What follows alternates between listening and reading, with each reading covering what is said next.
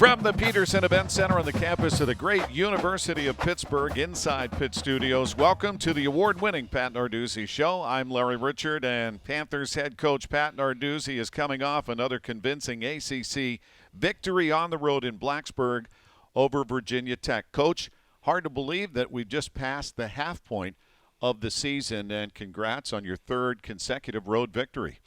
Thanks, Larry. Appreciate it. It is hard to believe. We're halfway done, and, I tell our guys these are precious moments we get, on these game days, and you got to take advantage of them. You get 3 practices a week, and you get to go play, and that's all you have, and you better take advantage of it and try to get better every day. So we're looking forward to the next one. It was another convincing win.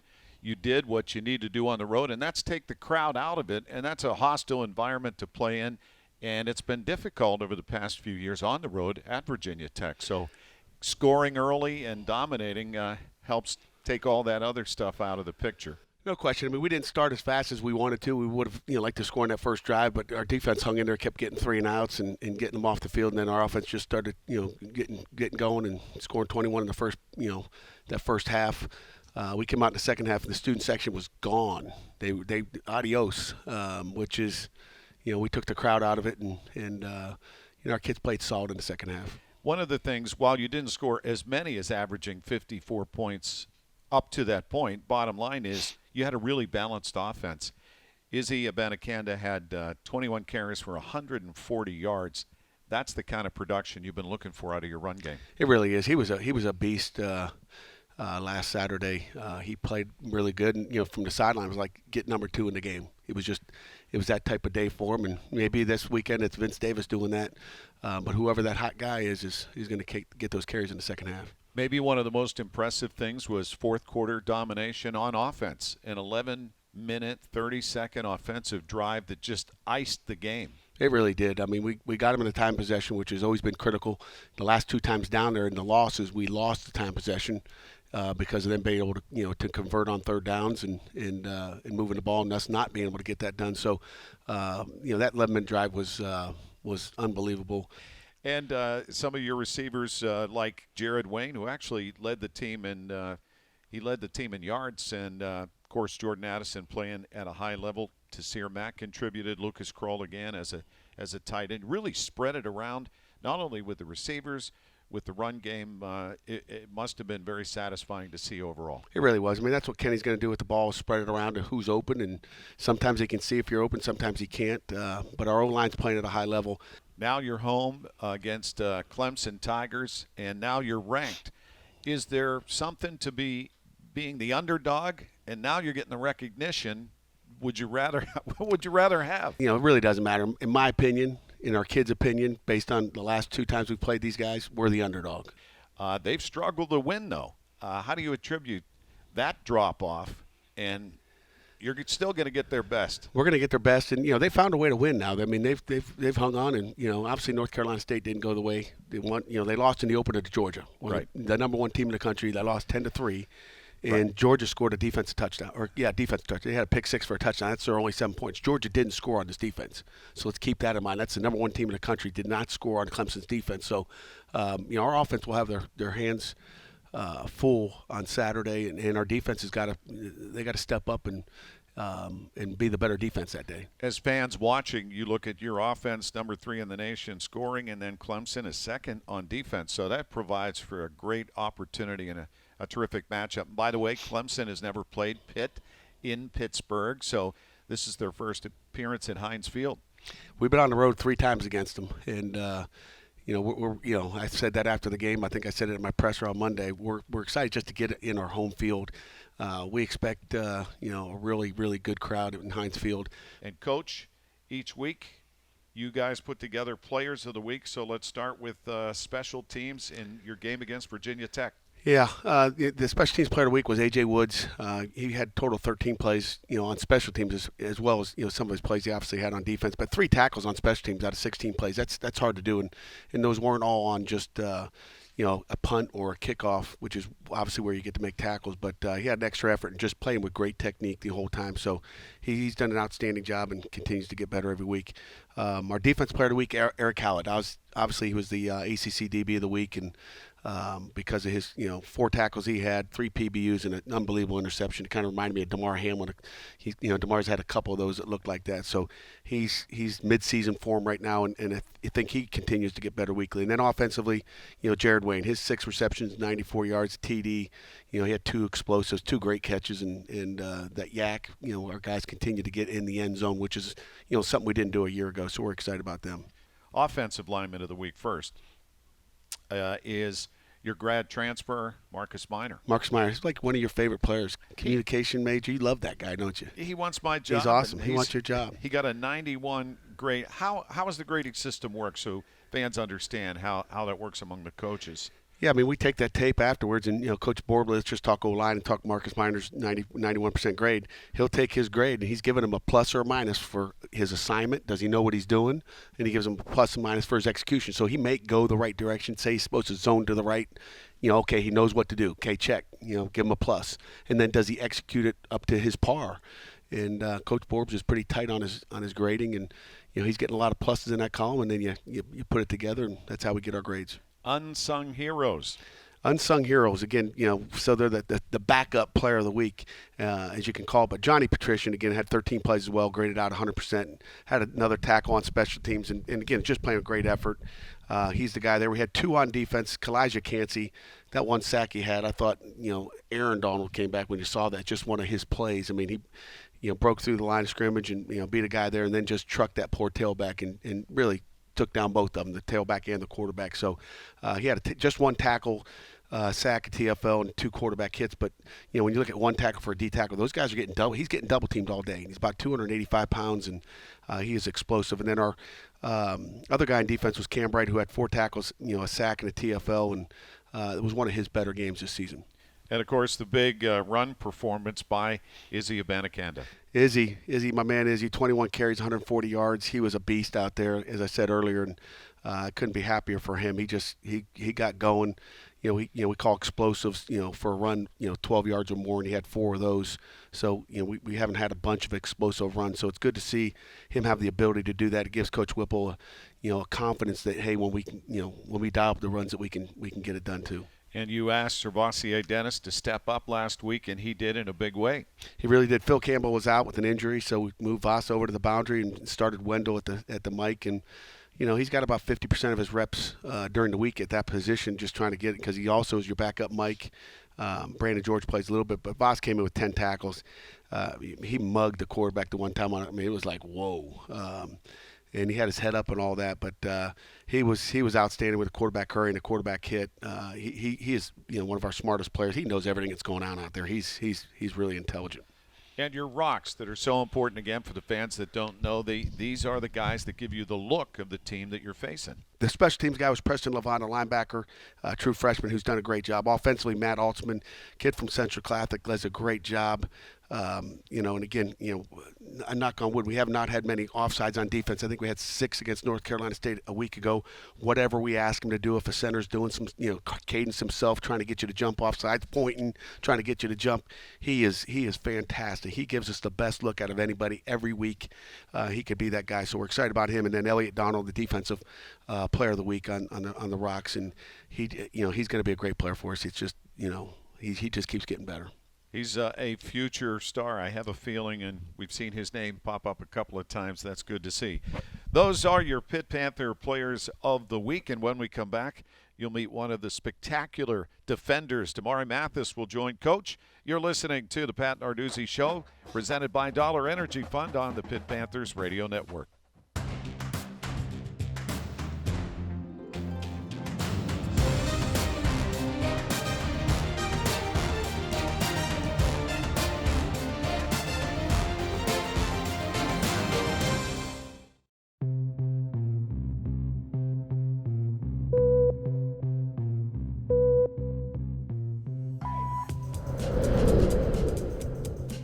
Experience the power of e-bikes from Pro Bike and Run. Pittsburgh's hills are no match for e-bike power. Go farther, go faster. Pro Bike and Run has the largest selection of bikes in Pittsburgh. We have the bikes. Stop by a store near you.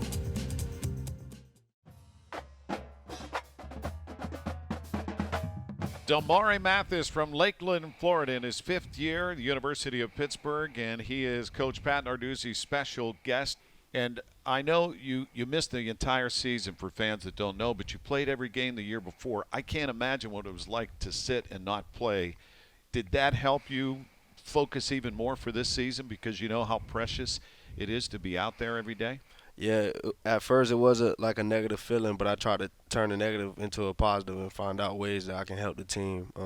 Helping all the young guys that played more when I got down. Just finding any little thing that I can help with becoming the leader on the team, taking on that role of leadership. I think that was good. And perspective-wise, not playing and being on the sidelines watching, did you learn anything from that as well? Yeah, I actually got like a different aspect of the game.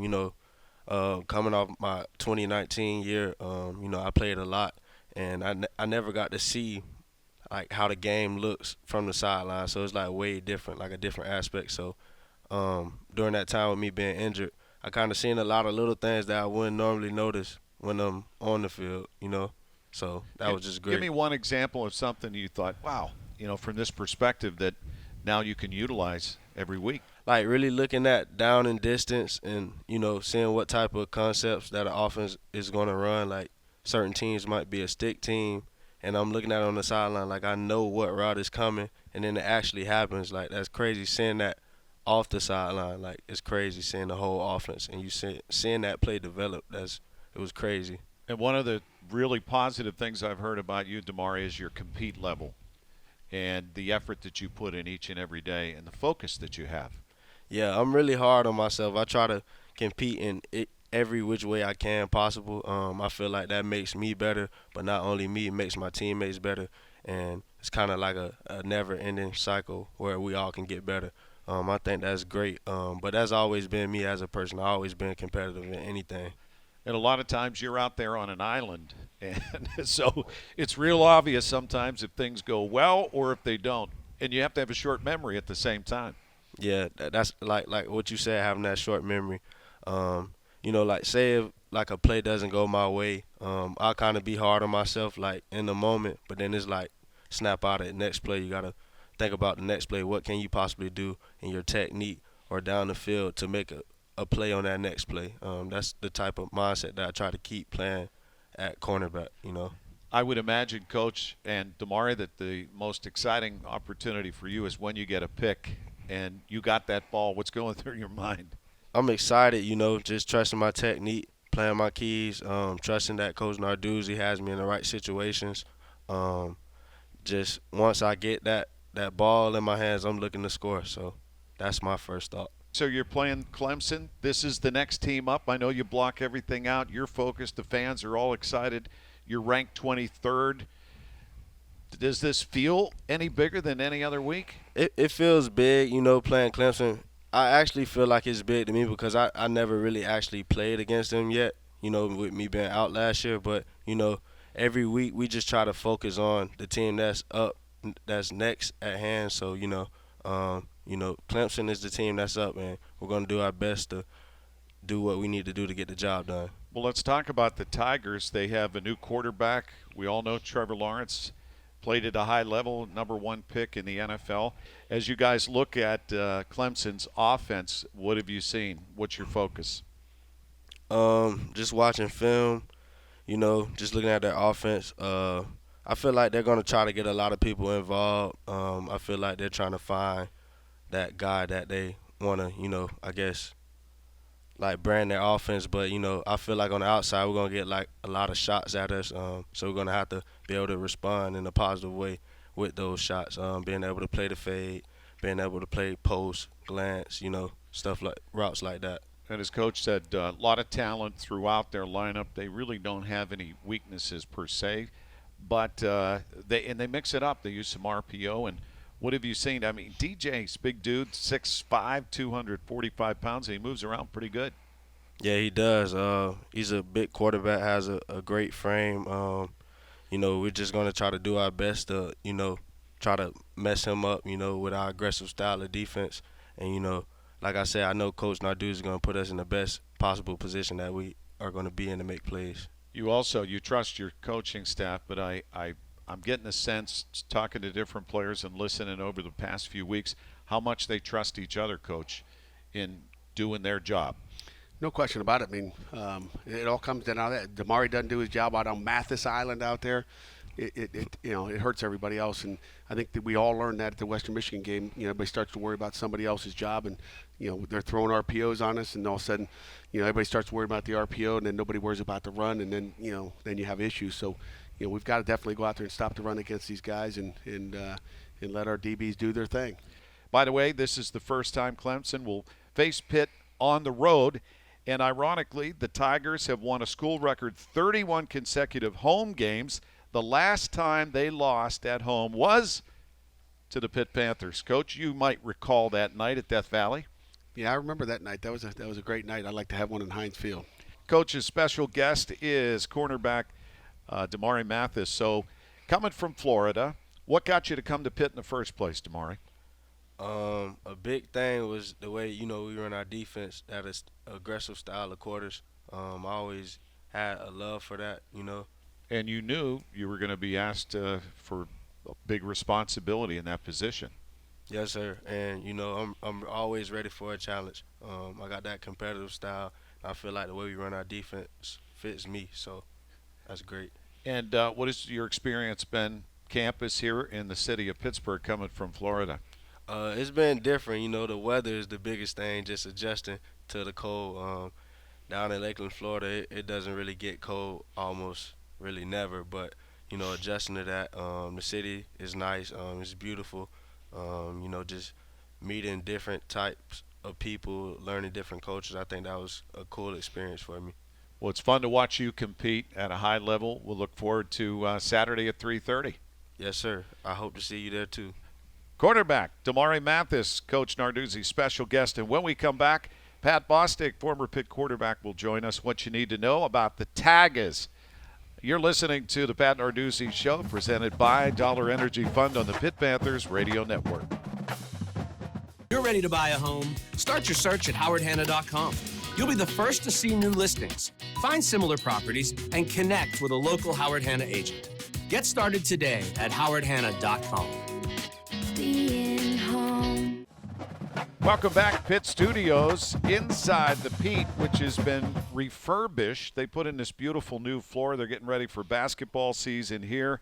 It's all about football, though, this Saturday at Heinz Field, and hoping you get a big turnout for the Clemson Tigers. And we're joined by former Pitt quarterback, Associate Athletic Director of Major Gifts, Pat Bostic. Pat, I know you're a little geek for this game in particular. No. Oh, no. It's just another game. Uh-huh. Ready to go. Excited. Should be a perfect Saturday, but it's only Wednesday, so let's not get ahead of ourselves, right? You still got practice and a walkthrough left. So we had a chance to watch Syracuse at home host the Tigers, and it was a good battle. It came down to a missed field goal at the end. Syracuse could have put it into overtime. They competed at a high level. What do you see out of this Clemson Tiger team? I'll tell you what I see. The last 4 years, they haven't had a recruiting class ranked less than 10th. They've had 15 five-star kids in the last 4 years. So I know they're not scoring a lot of points, and they're, not the Clemson maybe of a year ago or 2 years ago, but they're really talented. They're well coached. They do a lot on defense, and they're confident at the quarterback position away from being really dangerous. And you got to prepare to see the best version of Clemson on Saturday that you've seen all year. And how do you pronounce the quarterback's name? Uiagalelei. Very good. See, Coach, he practiced. Yeah, so he's got a cannon of an arm. He just one of those things. Confidence is a tricky thing, and he played Georgia to start the year, which is probably the best defense other than Clemson in the country. And it's a tough way to start. You're replacing a legend in Trevor Lawrence, which isn't easy to do. They lost a lot. As well. So, but then again, you look at the guys they have outside. They're going to throw that ball up in the air, and they got a bunch of 6'3", 6'4" receivers that can make plays. So it'll be a challenge. And the one thing about Clemson, when you watch them play, is they get everybody's best shot because they're the big dog, and they've been the big dog for a while. So I'm not surprised that people have given them fits, but they find a way to win, and that's what really good programs do. And in the middle, their leading tackler is James Skalski. He's been a high performer for a long time. The senior, even though he was nicked up for a couple of games, he's still putting up big numbers. And Is he their computer on defense, Coach? He is the guy. He's the guy. And I tell you, Spector, number 10, is really good as well. So both those guys are good football players. And, again, obviously, when you got one of the best defenses in the country, they got a lot of guys helping them too. And that's what you need to know about the Clemson Tigers, brought to you by PNC Bank. Make today the day. Pat, let's dial back a week ago. What did you like from what you saw the Panthers' performance on the road at Virginia Tech? I think you got to find ways to win different ways, and that was a different win, right? It wasn't 50 points. It was 28-7. Controlled them defensively, ran the ball, put the game on ice. I mean, you know, you're almost getting ready for that kind of game this week. I mean, right, you play a team that's living up 12.5 points per game. You can't always rely on scoring 52 to win. And whether it's weather, whether it's, you know, all sorts of things, you've got to find ways to win different ways, and I was impressed with that. What do you dial back? Last year didn't go very well in the end at Clemson, but there was some times in the second half where you were going to, you know, climb back in it. But how much of that and how far back do you go to look at what they do? We go back all 3 games. We're going to look at and see exactly what they've done against us. You know, we've got a book, you know, 2 inches thick of just all the stuff they do, and just kind of a summary. I mean, you watch every part of those tapes. We'll go back and watch maybe this formation or that formation or what they do in this situation. We'll watch 3 years worth of third and, you know, money down, third and short, you know, third and medium, and third and long. We're going to watch all that stuff and, you know, goal line, red zone situations, because that's when, you know, they have a special offense at that point. And Jared Wayne made some contested catches and was very impressive to me. Yeah. I happened to be standing right there. He went up, got that ball. But Kenny has the confidence in his receivers, and he talked about that today, was asked about when do you go for that 50-50 shot to a receiver that gives you the confidence he's either going to catch it or make sure the other guy doesn't. Yeah, I mean, he's put the ball in perfect spots, you know, undefensible spots, really. Back shoulder throws are so hard to defend, and you put the ball up there. That particular one, I thought the defense was near perfect on it. But Jared just out-muscled him and used his strength. He's 220-some pounds, and he's gotten stronger in the weight room, done a good job, and he's a really talented player. That's the thing about this offense. It's not just Addison that's playing well. Last year was Addison, maybe DJ Turner at times. This year you've got multiple guys with 100-yard games, I think 3 of them, with Tayseer, Jared, Jordan, obviously. Lucas Kroll's a big deal, and Kenny's playing at a high level. So you're going to need to make contested catches against Clemson. They play a lot of press. They're gonna try to bring the game to you, and that gives you a lot of one-on-one shots. And if you can make those plays, you're going to move the ball. And again, Coach Narduzzi, you ask your D-backs to hold a lot of responsibility, and they've been holding up. But it helps that your up-front guys have been playing well, too. Kalijah Cansey was ridiculous on that one. He tackled 2 guys at the same time.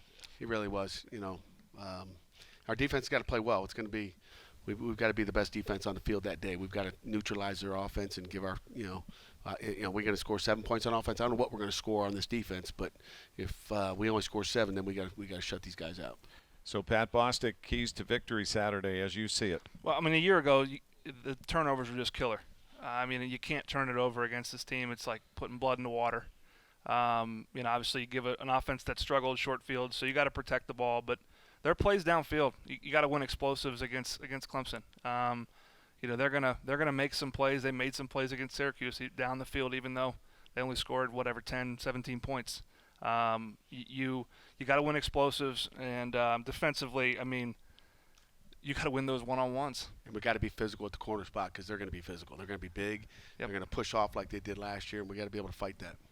And the defense, what improvements have you seen with Pitt's defense over the progression of the last few games? They're just doing they're playing, they're gelling, and both sides of the ball are feeding off each other. You have an offense playing at a high level, your defense is going to feed off of that. When a defense is playing like they are against Virginia Tech, your offense comes out and says, let's keep them off field, let's put this game on ice. So you got that kind of complementary football going on where that hasn't been the case the last couple of years. And when you get that going, everybody comes together as a team. They come together because each unit, when they're on the sideline, trusts that the guys on the field are getting it done. Just as a fan, it feels different this time. When you got a senior quarterback, a fifth-year senior quarterback, playing, not 6-year, playing at this level, I mean, it's something that hadn't been done around here in a long time. He's playing at an unprecedented level, breaking records left and right, and he's doing it the right way. He's worked his way to this point. It's not a fluke. It's not a secret. He's worked his tail off, and guys will fight to the tooth to the end for that guy. And And then you got guys like Des Alexander and on defense that are the same way. He sat behind Pat Jones and Rashad Weaver. You see the program, the culture bear out, and that's what's great to see. Well, if anybody thought Pitt was a sleeper, now they know that they're real, and game on. So we're looking forward to it'll be fun. Pregame at 1:30, and looking forward to you and Bill Hillgrove and Cale Berger working the Football Network broadcast. Pat, thank you. Thanks, guys. And, Coach, we'll get a final thought from you when we return. You're listening to the Pat Narduzzi Show, presented by Dollar Energy Fund and the Pitt Panthers Radio Network.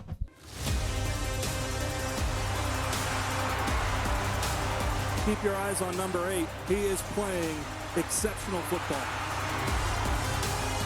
Jordan Addison has been as advertised, worth the price of admission. And in all the gaps are the blue shirts and nowhere to run. Big rush, and he is hit and hit hard. Pitt versus Miami, October 30th. Get your tickets today at PittsburghPanthers.com. When you're ready to buy a home, start your search at HowardHanna.com. You'll be the first to see new listings, find similar properties, and connect with a local Howard Hanna agent. Get started today at HowardHanna.com. Being home. Final thoughts with head coach Pat Narduzzi. Coach, a big game. I know you say as a coach every game's a big game. This one feels big to everybody. The Clemson Tigers at Heinz Field at 3:30 on Saturday. Some final thoughts on the matchup. Well, it is a big game. It's the next game, but when you're winning, each game becomes bigger, and our kids know that. It's a great challenge to have Clemson, who's been an ACC champion for how long, to come into our house. So, we're looking forward to watching what our guys can do this Saturday at 3:30. I think one of the keys is the fans getting out there and supporting the Panthers. We got a great football team in the city of Pittsburgh, and we'll need them. That'll be key number one, and then we got to control the explosives and go make some plays. This year, they've had some struggles, so how do you exploit those, I guess, is the idea. Just keep doing what we do. It's not about what they are, who they are. It's about what we do and how we execute. I mean, defensively, we got to go out and we've got to defend the deep ball. We've got to change up the coverage a little bit and stop them from taking shots. And we got to get some early picks. Change some of the things we do in the flats and all those things. And then on offense, we just got to take what they're giving us, and we got to make sure we don't turn the football over. And you've been very good at that. Kenny Pickett has one pick in his entire season after 6 games. That's actually stunning at this level. He should have 0. Spoken like a true coach. So he should have 0. We'd be feeling even better than we are right now. But he's got to continue to do that, and it's a focus every week. And Coach Pat Narduzzi, good luck against the Clemson Tigers. Thanks, Larry. You're the best. And we thank you for tuning in. And special thanks our executive producer, PJ Kamanchik, Amanda Soleil, producing here at the Pete. Cale Berger back at Master Control. Paul Bardo with Pitt's team. They do an outstanding job with all of their productions. Special thanks to E.J. Borghetti, Associate Athletic Director, Media Relations. Pitt Beyond the Script, Saturday, AT&T Sportsnet at 10:30 a.m. This is Larry Richard, hoping to see you at Heinz Field. You're listening to the Pat Narduzzi Show on the Pitt Panthers Radio Network.